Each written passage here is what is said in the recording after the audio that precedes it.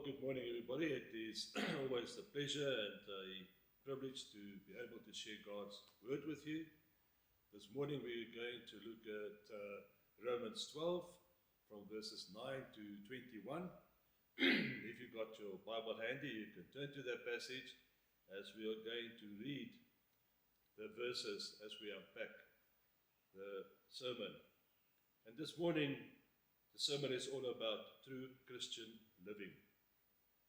And to live a true Christian life is to move beyond mere religious ritual into a lifestyle Christianity where faith permeates every relationship and action.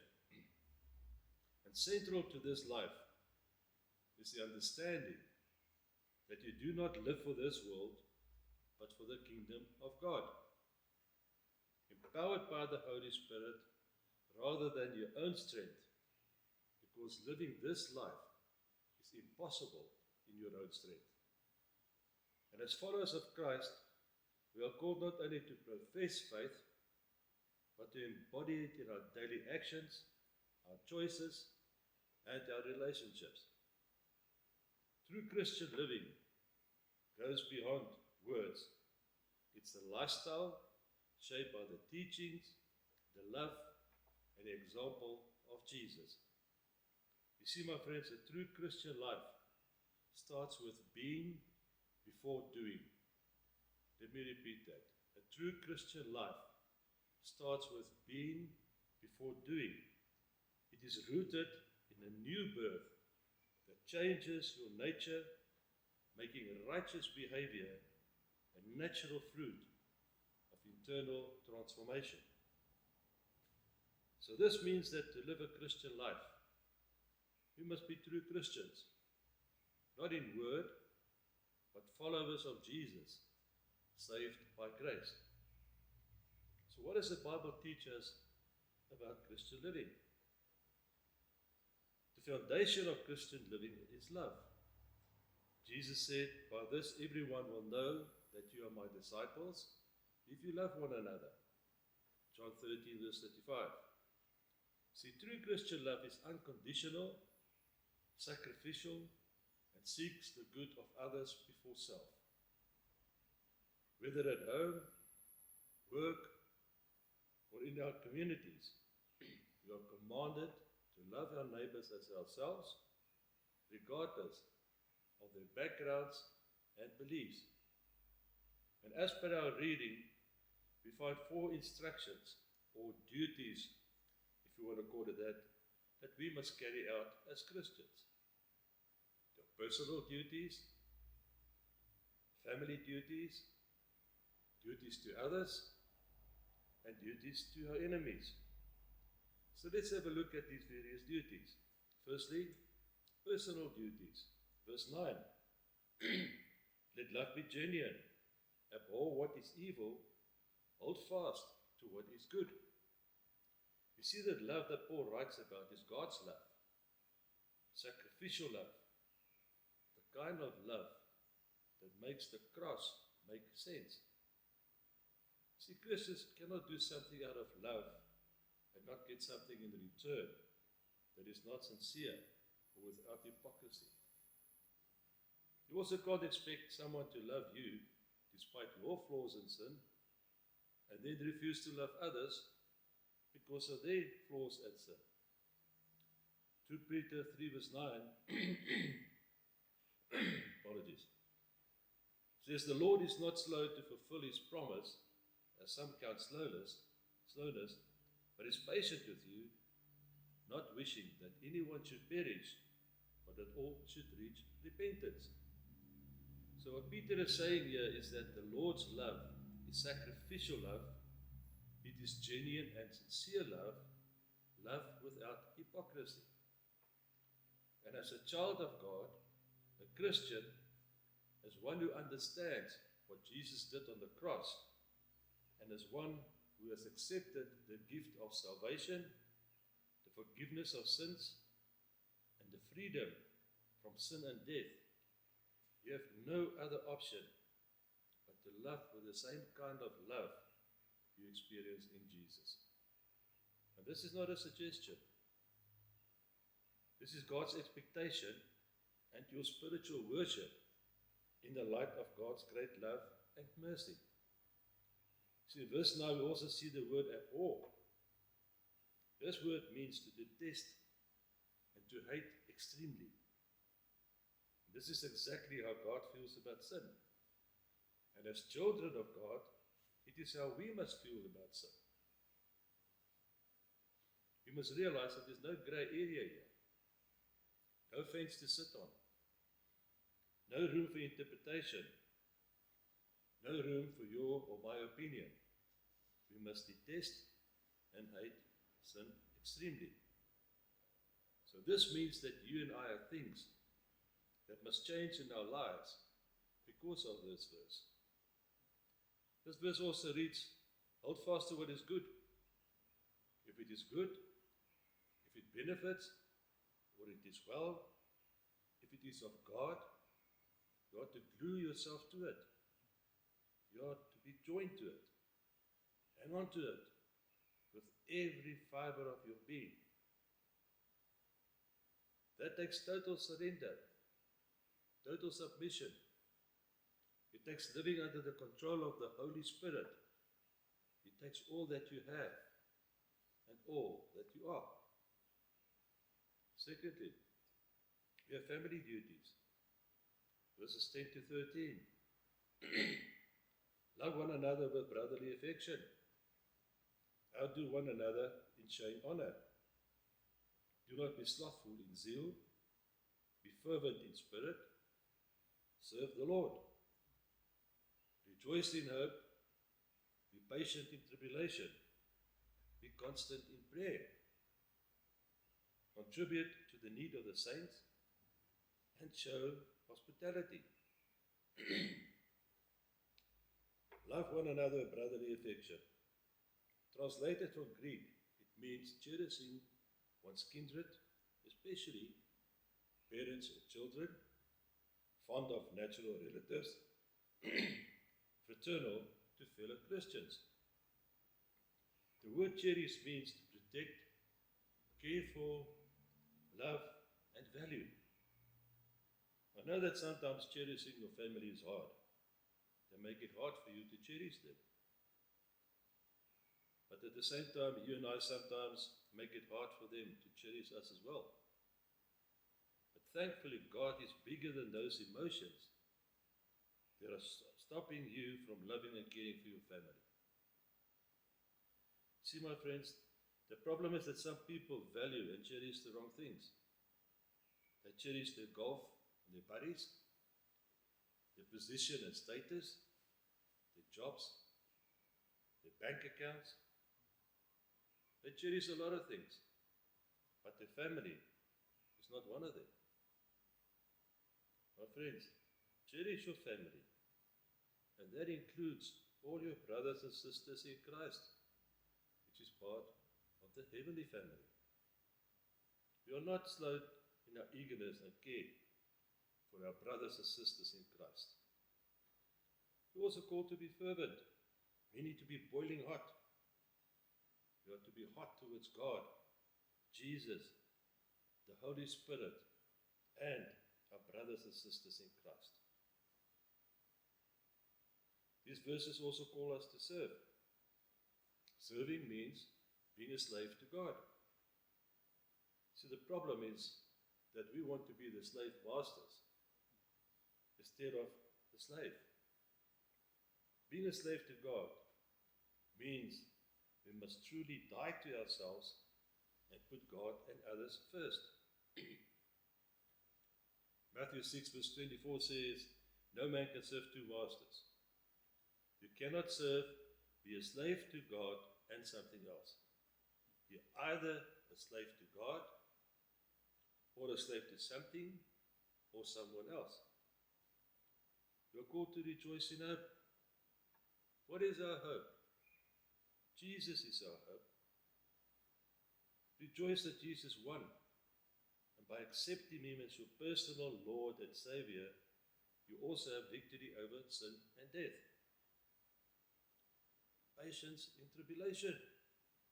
We must bear the pressure, the anguish, the burden, the persecution of being a Christian.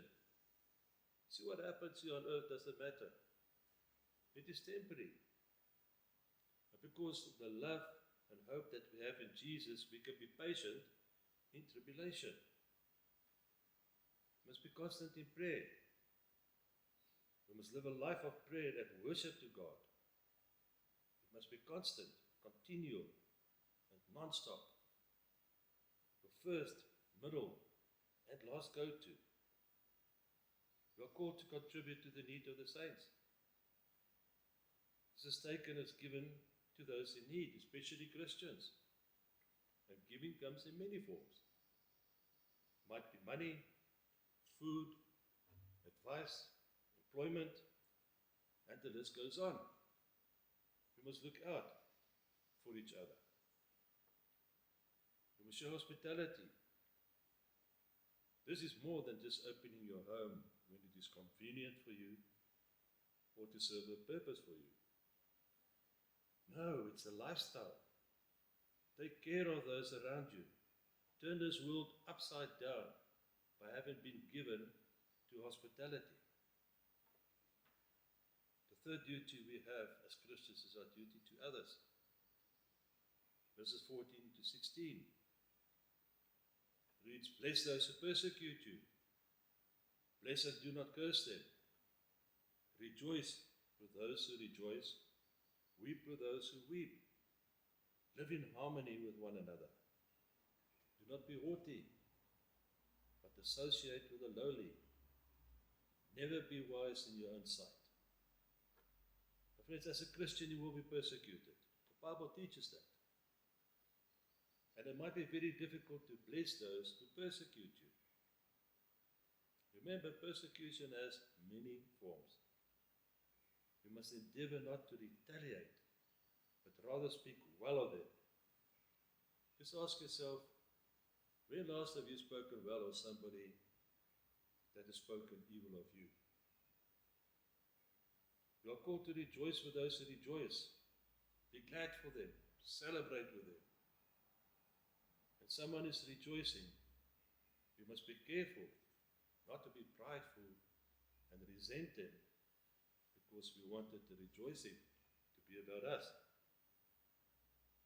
We must be present in other people's lives, building relationships with them. See, that way we can experience what they are experiencing. Then we can laugh with them, cry with them, be present in their trials and tribulations.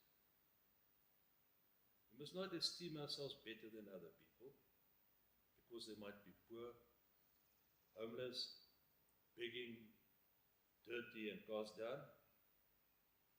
I'm so reminded by the words written by a lady by the name of Audrey Smith.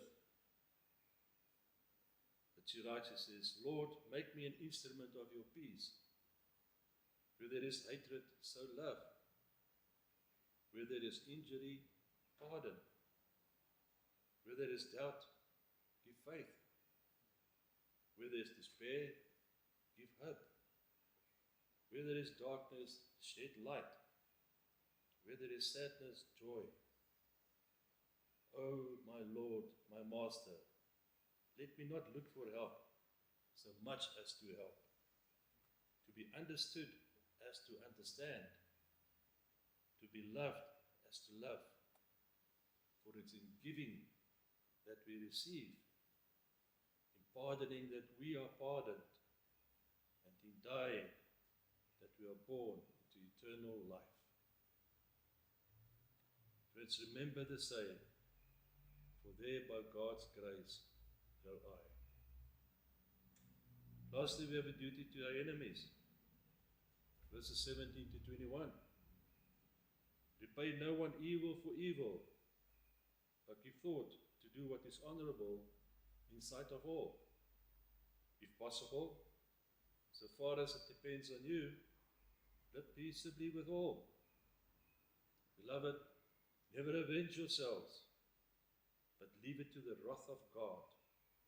For it is written, vengeance is mine, I will repay, says the Lord.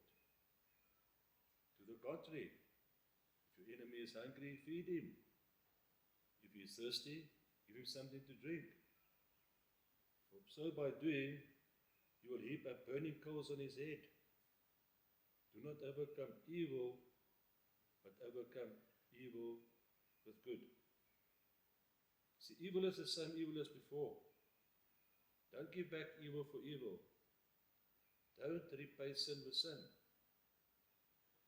How many times do we do this? Someone hurts us, so we hurt them. It's wrong. It's sinful.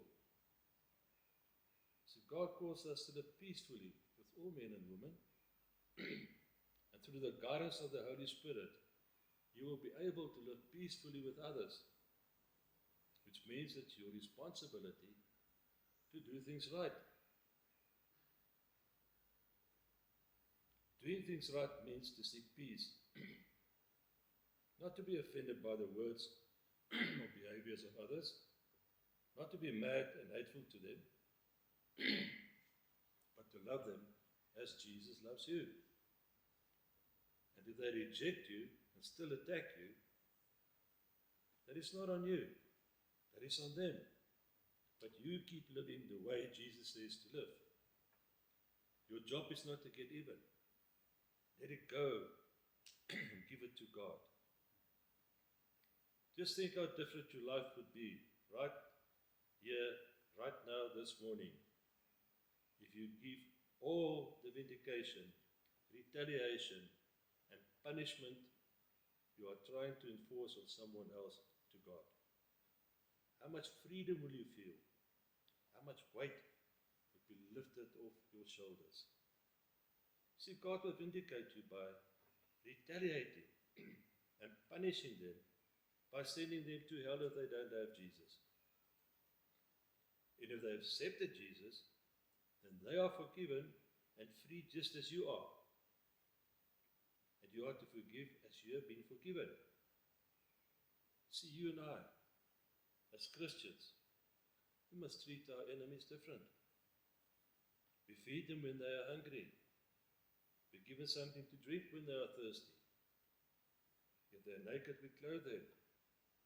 We look out for them. But we not only care about the physical, but more so about the spiritual. So we treat them like Jesus treated us when we were his enemies. He was beaten and nailed to a cross for you and me when we were his enemies. We must die to self and our expectations and pray that our enemies may find Jesus. You see, that, my friends, are what matters.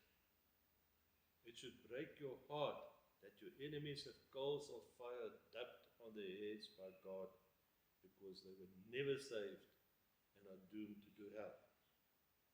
And that should matter to you and me much more than what they did or said. My friends, God wants us to be fruit-bearing trees. Matthew 7 verse 17 reads, "So every healthy tree bears good fruit, but the diseased tree bears bad fruit." In Galatians 5:22-23 says, "But the fruit of the Spirit is love, joy, peace, patience, kindness, goodness, faithfulness, gentleness, self-control." So we must ask ourselves, what fruit do we bear? Because the type of fruit you bear show what is happening inside you. You see, a tree does not try to produce fruit. It's a natural process. You must also ask, what comes out of me? Is my heart okay with God? Do I act in love or with anger? You all know that fruit takes time to grow. It does not appear overnight. Therefore, be patient with yourself and others. Remember, fruit is for the other people, not for the tree. You don't plant the fruit tree just for the beauty. You plant it for fruit. And the fruit feeds other people. Your faith must touch other people's lives. If there is no fruit, then we must look at our roots. A tree without fruit has a problem. And that problem is under the ground. Repair your relationship with God through constant prayer and study of the Bible. Because it's in His presence that we find guidance, strength, and peace. But friends, the tree must also be pruned. Cut off what hinders your growth. If it is sin, cut it off. If it is pride, cut it off. In Galatians 6, verse 9 and 10, we read, "And let us not grow weary of doing good, for in due season we will reap if we do not give up." So then, as we have opportunity, let us do good to everyone, especially to those who are of the household of faith.